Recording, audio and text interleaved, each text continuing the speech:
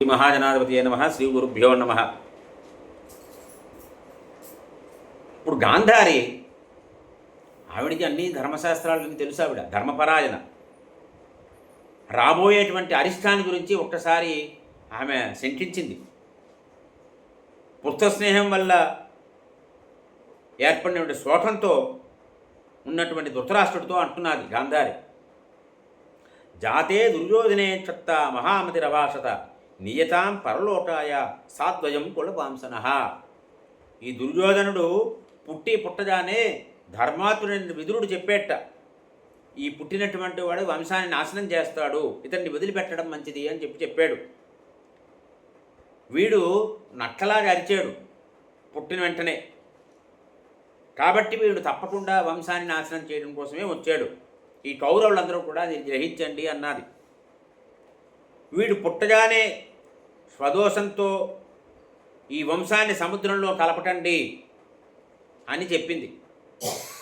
ఈ దుర్మార్గులైనటువంటి బాలకుల మాటలను కూడా మీరు మన్నించటండి. మా కులస్థ చేయగోరే కారణంతం భవిష్యసి. ఈ వంశ వినాశనానికి మీరు కారణం కాకూడదండి. ఎవరైనా సరే ఒక వంతెన నిర్మించారనుకోండి, ఆ వంతెనని కూలదోస్తారా? వంతెన మనకు ఉపదేశిస్తుంది కదా అని వంతెనని మనం జాగ్రత్తగా చూసుకోవాలి. ఆరిపోయిన నిప్పుని ఎవరైనా మళ్ళీ రాజేస్తారా?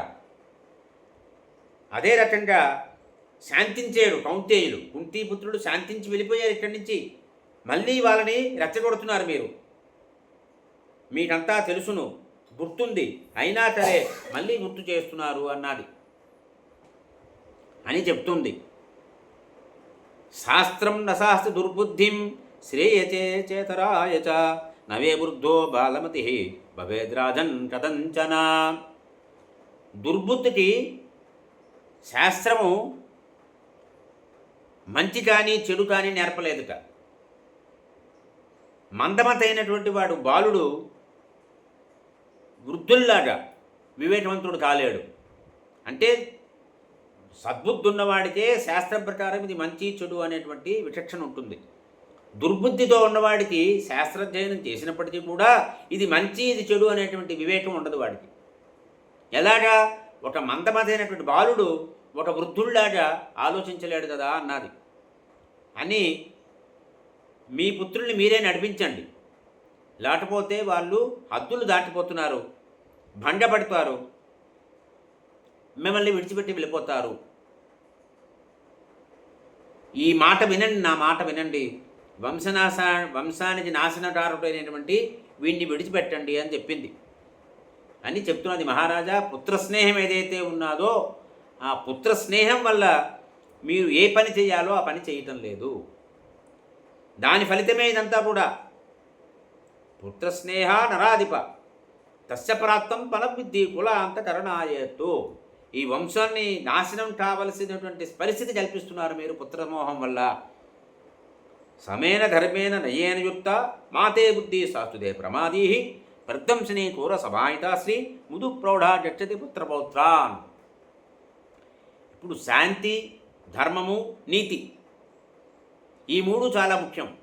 శాంతి, ధర్మము, నీతి, ఈ మూడింటితో కలిసినటువంటి మీ యొక్క బుద్ధి ఏదైతే ఉందో దాన్ని అలాగే నిలుపుకోండి. పొరపాటు చేయకండి. క్రూరత్వంతో సాధించేటువంటి సంపద వినాశానికి దారితీస్తుంది. ఏదైతే మనం మార్దవంతో ప్రౌఢిమతో సాధించిన లక్ష్మి ఉన్నదో అది ఎప్పుడు కూడా పుత్ర పౌత్ర పరంపరగా మనకి అభివృద్ధిని కలిగిస్తుంది. ఈ రకంగా ధర్మాన్ని దర్శించి చెప్తున్నటువంటి గాంధారితో ధృతరాష్ట్రుడు అంటున్నాడు. తన మనసులో ఉన్నటువంటిది చెప్పేస్తున్నాడు ఇక్కడ. అంతః కామం కులస్యాస్తు న శక్నోమి నివారుతుం. కులమంతా మన వంశమంతా నాశనం అయిపోయినా సరే నేను దుర్యోధనుని వారించలేను, దుర్యోధన్ని అదుపులో పెట్టలేను అని ఒప్పుకున్నాడు ధృతరాష్ట్రుడు. వీరు ఏ రకంగా నా కుమారులు ఏ రకంగా కోరుకుంటున్నారో ఆ రకంగానే జరగని. మళ్ళీ పాండవులు తిరిగి రావాలి, నా కుమారులతో ఆ పాండవులు మళ్ళీ జూదం ఆడాలి అని చెప్పాడు.